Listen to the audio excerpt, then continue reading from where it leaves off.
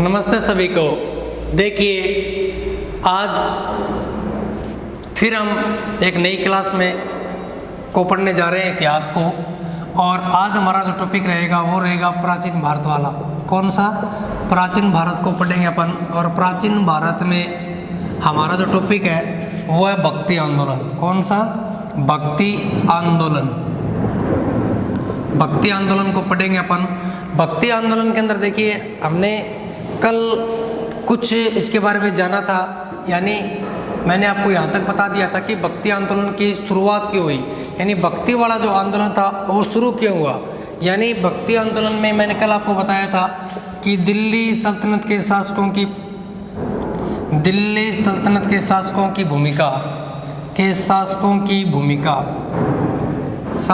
की भूमिका ये मैंने आपको कल बता दिया था। दूसरा था हिंदू धर्म में आई विसंगतियाँ। हिंदू धर्म में आई विसंगतियाँ, ठीक है, यानी पढ़ लिए थे। और तीसरा आज जो हमारा टॉपिक है वो है हिंदू व मुसलमानों में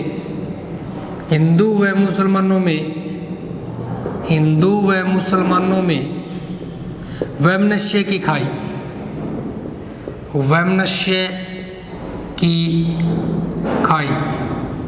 यानी दो हमने देखे। हम पढ़ क्या रहे हैं? भक्ति आंदोलन। यानी भक्ति आंदोलन की शुरुआत क्यों हुई।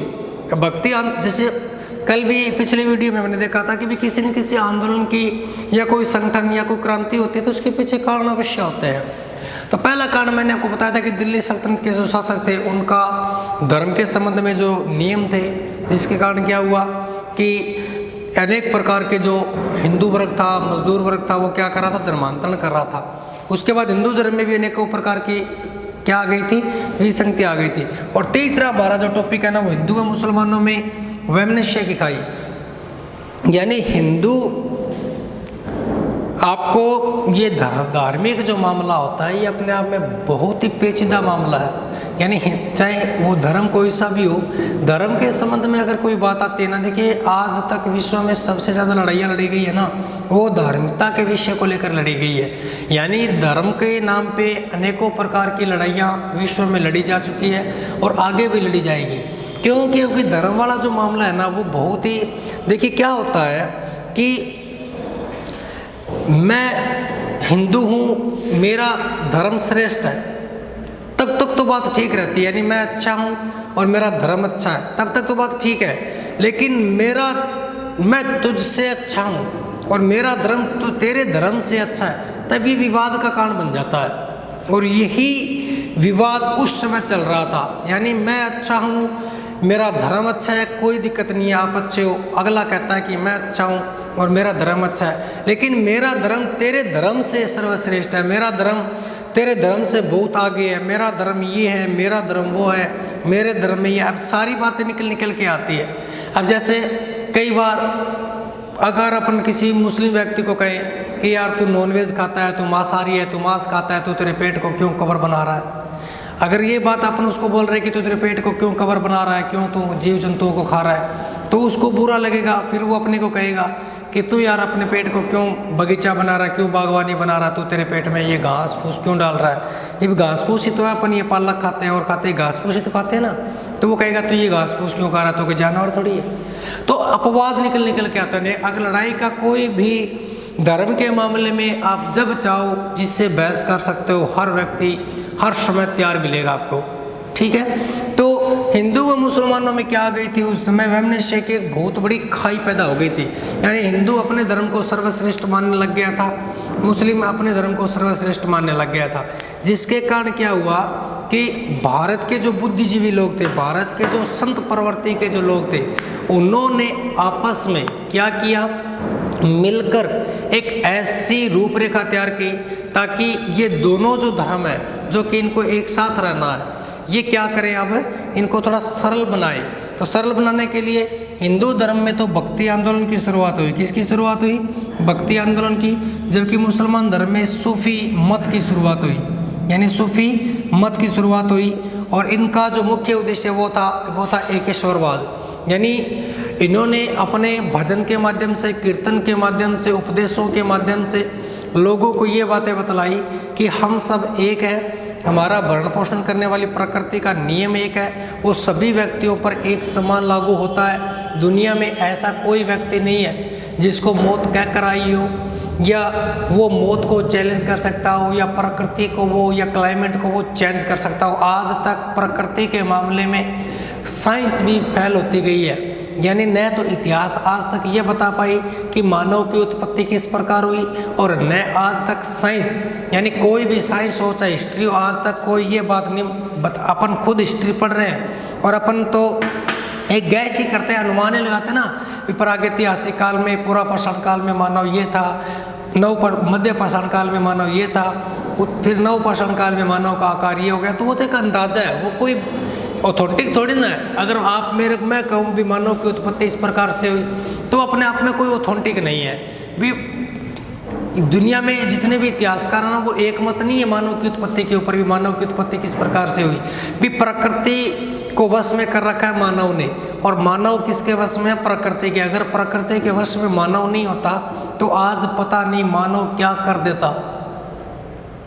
मानव प्रकृति के ही वश में, अन्य किसी व्यक्ति के वश में नहीं है ये। और आपको पता होगा कि मृत्यु निश्चित है, मृत्यु के बाद आदमी कहाँ जाता है इस बात का किसी को नहीं पता। स्वर्ग है या नहीं ये तो हमें मरने के बाद ही पता चलेगा, और मरा हुआ व्यक्ति धरती पर कभी बताने के लिए नहीं आएगा कि मैं स्वर्ग में गया हूँ या नरक में गया हूँ। तो प्रकृति सर्वे सर्वा है, और इस प्रकृति के साथ मनुष्य का मेल मिलाप करवाने के लिए, यानी प्रकृति और मनुष्य का आपस में जो सामंजस्य है वो सही तालमेल बिठाने के लिए, मनुष्य के मन में जो अनेकों प्रकार का जो फितूर था, जो वो धर्म से विच्छिन्न हो रहा था, धर्म से अलग हो रहा था, उसको एक मार्ग पर लाने के लिए, प्रकृति के साथ उसका तादात्म्य स्थापित करने के लिए, अनेकों प्रकार के मनुष्य में जो बुराइयां थी, जो वो कुमार्ग पे चल पड़ा था, मनुष्य को मनुष्य नहीं समझ रहा था, प्रकृति के साथ खिलवाड़ कर रहा था, तो उससे अलग एक अच्छे मार्ग पे, सदमार्ग पे, जो कि भगवान की प्रवृत्ति, प्रकृति को खुश करने वाली थी, वो क्या हुआ कि उसमें भक्ति आंदोलन की शुरुआत हुई। ये भक्ति आंदोलन जैसे मानव क्या करता है, प्रकृति की तो पूजा करता है ना। जैसे अपन कभी बद्रीनाथ जाते हैं, केदारनाथ जाते हैं, तो वहाँ पर कभी शिवलिंग मिलता है, वहाँ पर हमें अब जितने भी धाम है, अब सपोज करिए हिंदू धर्म के अंदर जितने भी बड़े बड़े धाम है वो आपको अक्सर कहाँ मिलेंगे? या तो बंजर जगह मिलेंगे। बंजर जो जगह होती है ना, जहाँ पर कभी भी प्रकृति अपना विकराल रूप दिखा सकती है, वो या मिलेंगे आपको टेम्परेचर माइनस वाले में, जहाँ बद्रीनाथ, केदारनाथ, गंगोत्री, नमोत्री, ये जो जगह है, ये कैलाश पर्वत कहाँ पे है? सारे के सारे कहाँ हैं? पर्वतों के ऊपर है। और प्रकृति का विनाश कभी ना कभी किससे होना है? जल से। या प्रकृति अपना तांडव दिखाएगी तभी तो हमारी धरती का विनाश होगा ना। तो मनुष्य आज भी हम केदारनाथ, अमरनाथ, ऋषिकेश क्यों जाते हैं? कि वो जो प्रकृति है, जो अपना शांत रूप लिए हुए है, उसकी क्या करने के लिए? पूजा करने के लिए। ठीक है ना। तो हिंदू और मुसलमानों में जो वैमनस्य की जो खाई पैदा हो गई थी, उसे क्या करने के लिए? शुरुआत सही करने के लिए, प्रकृति के साथ उसका सामंजस्य स्थापित करने के लिए क्या किया गया? हिंदू व मुसलमानों में, हिंदुओं में भक्ति आंदोलन की, जबकि मुसलमानों में सूफी आंदोलन की क्या हुई? शुरुआत हुई। ठीक है। तो आज इसको अपन पढ़ रहे थे, तो सबसे पहले देखिए इसका अपन एक एक बार बार से इसको पढ़ेंगे। ये इसकी भक्ति आंदोलन की शुरुआत थी। अब सबसे पहले देखिए, अगर अपन बात देखें तो भक्ति की, भारत तो एक ऐसा देश है जहाँ पर आपको पल पल और पग पग पर भक्ति के शुरुआत देखनी, यानी विश्व के अंदर हिंदू धर्म और हिंदुस्तान के अंदर रहने वाले करोड़ों व्यक्तियों के करोड़ों देवी देवताएं हैं। यानी भारत में तो बताते हैं कि 36 करोड़ देवी देवता है। अब 36 करोड़ देवी देवता, तो हर घर में आपको 10-15 देवी देवता आपको मिल जाएंगे, जिसका उद्देश्य ये है कि हम लोग तो भक्ति भाव से बड़ी मात्रा में जुड़े हुए हैं। तो भक्ति की शुरुआत हमें श्वेतांबर उपनिषद में मिलती है। अभी श्वेतांबर उपनिषद में मिलती है। ठीक है। और इससे पहले की अगर अपन बात करें तो भक्ति आंदोलन की शुरुआत देखिए, भक्ति आंदोलन की शुरुआत, भक्ति आंदोलन की शुरुआत भक्ति आंदोलन की शुरुआत 7वीं व 8वीं सदी में, 7वीं व 8वीं सदी में दक्षिण भारत में शुरू हो गई थी। दक्षिण भारत में शुरू हो गई थी।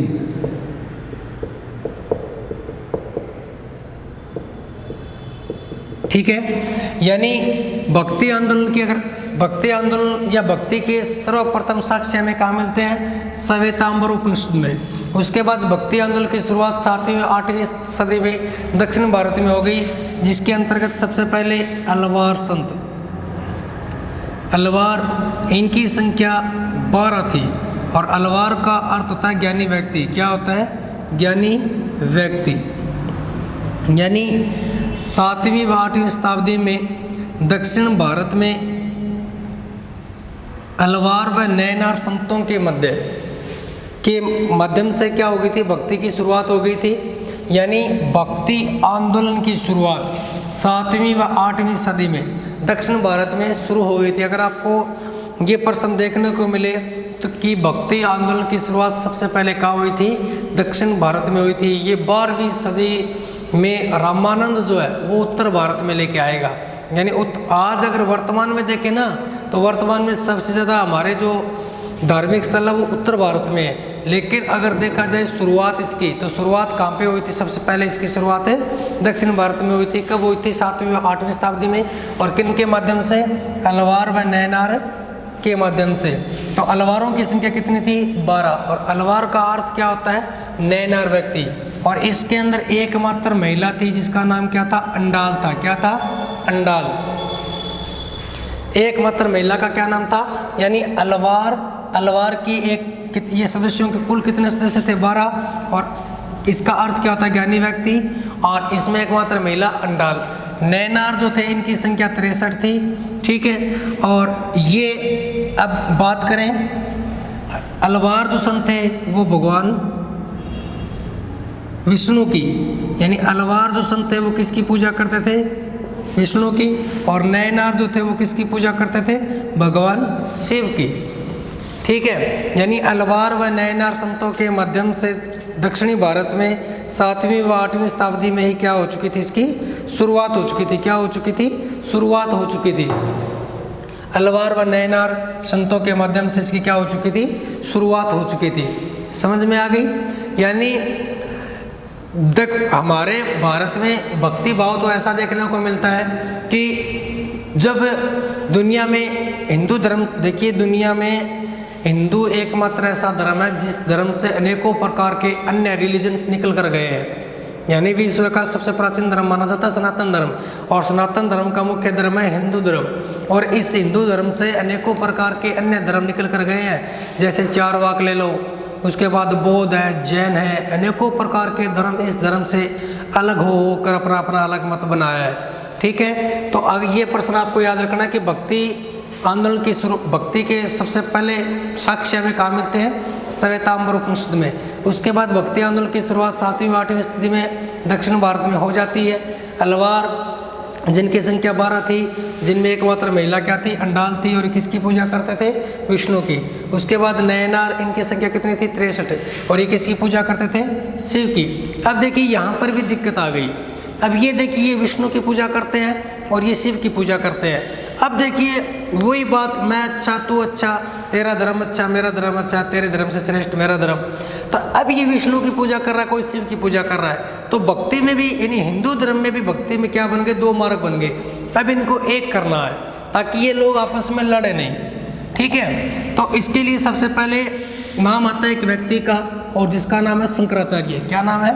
शंकराचार्य। देखिए सबसे पहले व्यक्ति का नाम आता है शंकराचार्य। शंकराचार्य देखिए हिंदू धर्म में वाद विवाद करने वाला और हिंदू धर्म को संगठित करने का श्रेय, हिंदू धर्म की बात आगे बढ़ाने वाला, हिंदू धर्म का गुणगान करने वाला, हिंदू धर्म की यशस्वी गुणगान, हिंदू धर्म का बहुत अच्छे ढंग से उसको निरूपित करने वाले व्यक्ति का अगर नाम आता है तो शंकराचार्य का नाम आता है। और आज हमारे लिए बड़े गर्व का विषय है कि उस समय यानी शंकराचार्य जो थे इनका जन्म शंकराचार्य का जन्म 788 कालदी मालाबार तट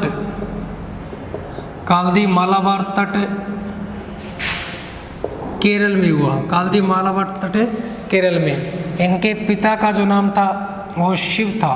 क्या नाम था इनके पिता का नाम? शिव। और इनकी जो माता थी उनका नाम क्या था? इनके माता का नाम आर्यम्बा था। क्या नाम था? आर्यम्बा।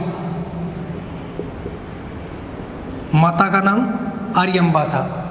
ठीक है। शंकराचार्य ने क्या किया था कि शंकराचार्य जो थे वो भगवान शिव की पूजा करते थे। किसकी पूजा करते थे? शिव की भक्ति पर बल दिया। शिव की भक्ति पर बल दिया। शिव की भक्ति पर बल दिया। यानी देखिए उस समय दो विचारधारा चल रही थी ना, एक विष्णु की और शिव की।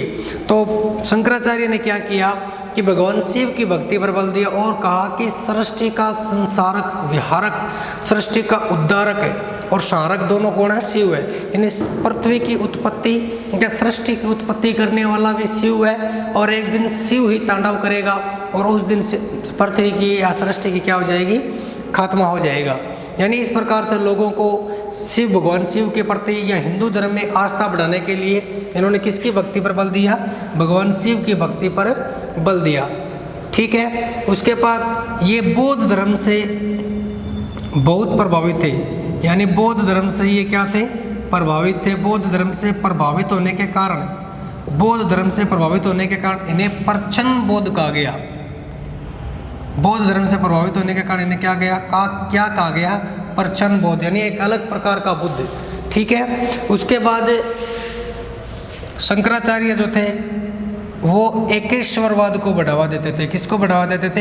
एकेश्वरवाद को बढ़ावा दिया। एकेश्वरवाद का अर्थ जानते हो क्या होता है? एकेश्वरवाद का अर्थ होता है कि पूरी सृष्टि या पूरे विश्व के अंदर एक देवता है। इन्होंने अद्वैतवाद मत का प्रतिपादन किया। अद्वैतवाद मत का प्रतिपादन किया और यहाँ पर लिख देता हूँ मैं, इन्होंने भारत के चारों कोनों में क्या लगाई थी? 4 पीठ बनाई थी। तो उत्तर में बद्रीनाथ, उत्तर में क्या थी? बद्रीनाथ। उत्तर में क्या है? बद्रीनाथ। और ये कहाँ पे है? बद्रीनाथ में ज्योति मठ बोलते हैं इसको, ज्योति मठ। और ये है उत्तराखंड में। कहाँ है? उत्तराखंड में। और दक्षिण में है श्रृंगेरी पीठ। ये कहाँ पे है? मैसूर कर्नाटक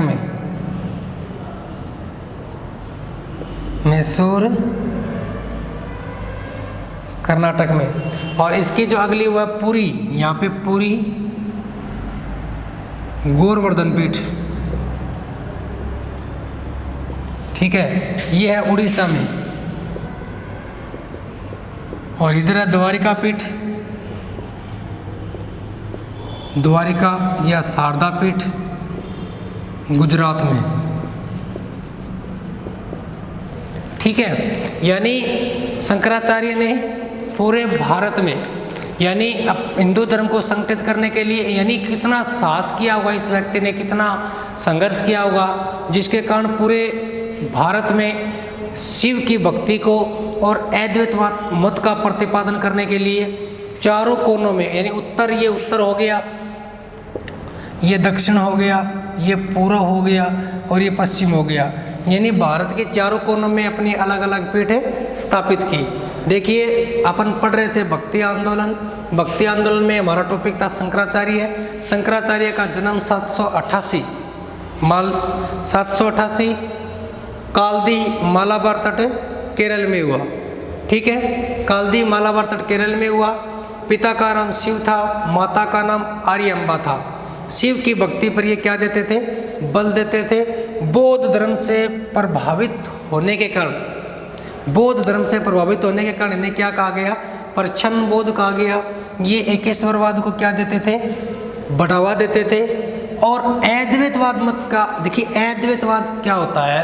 अद्वैतवाद होता है कि जिसके अनुसार, जैसे अभी अलग अलग आएंगे, कभी अद्वैतवाद आएगा, कभी विशिष्ट अद्वैतवाद आएगा। अद्वैतवाद का अर्थ होता है कि दुनिया के अंदर या विश्व के अंदर जो सृष्टि का संसारक है, सृष्टि का जो संचालक है, सृष्टि को जो बनाने वाला है, जो उत्पन्न करने वाला है, जो इसका सारक है, वो एक है, यानी उसका भी खंडन नहीं हो सकता। यानी भगवान शिव है ना, वो एक है, उसका कोई भी तोल नहीं है, उसका कोई मोल नहीं है, वो निराकार है। सृष्टि उसके कहे के अनुसार चलती है।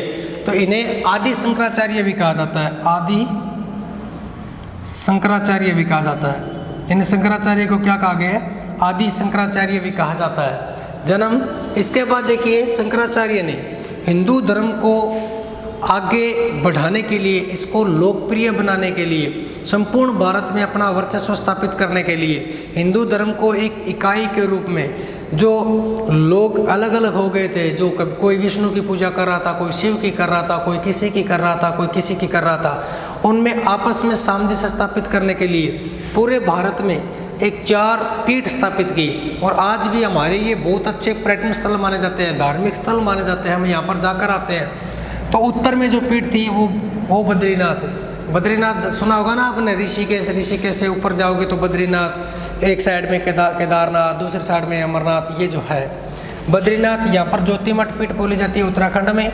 दूसरी जो पीठ है वो श्रृंगेरी पीठ है, जो दक्षिण में है, वो कहाँ कर्नाटक में। और इधर कौन सी पीठ है? पूरी गोवर्धन पीठ उड़ीसा के अंदर है। और इधर वाली पीठ है वो कौन सी? द्वारिका पीठ, शारदा पीठ कहाँ पर है? गुजरात में है। ठीक है, यानी हमने भक्ति आंदोलन की शुरुआत पढ़ ली थी। भक्ति आंदोलन की शुरुआत 7वीं व 8वीं शताब्दी में अलवार व नयनार संतों के माध्यम से हो जाती है। लेकिन अलवार व नयनार जो संत थे वो अलग अलग प्रकार की पूजा करते थे। एक विष्णु की पूजा करता था, दूसरा किसकी पूजा करता था? शिव की पूजा करता था, जिसके कारण उन दोनों में आपस में क्या था? विमर्श था, एक दूसरे में वाद विरोध था, जिसके कारण फिर नाम आता है शंकराचार्य का। शंकराचार्य बहुत ही जाने माने, और आज जब भी कभी सम्मेलन होता है, जब भी कोई कुछ धर्म के मामले में बात आती है, तो इन चारों पीठों पर अलग अलग जो ऋषि मुनि होते हैं वो बैठे रहते हैं गद्दी के ऊपर। तो उन पीठों के जो उत्तराधिकारी होते हैं उनको बुलाया जाता है, अनेकों प्रकार के हिंदू धर्म को संगठित करने का कार्य किया जाता है। और ये जो है वो किसकी पूजा करते हैं? भगवान शिव की पूजा करते हैं। ये भगवान शिव के क्या होते हैं? पुजारी होते हैं, और भगवान शिव में अपना अखंड विश्वास रखते हैं। जिसके कारण क्या हुआ कि शंकराचार्य के प्रयासों से ही भारत के चारों कोनों में पीठ स्थापित हुई, जो कि आज तक हमारी संस्कृति को, हमारे धर्म को एकजुट बनाने में अपना बहुत बड़ा योगदान दे रही है। आज के लिए इतना ही। अगला हम पढ़ेंगे रामानुज, वो पढ़ेंगे अगले नेक्स्ट वीडियो में। धन्यवाद, आज के लिए इतना ही। धन्यवाद।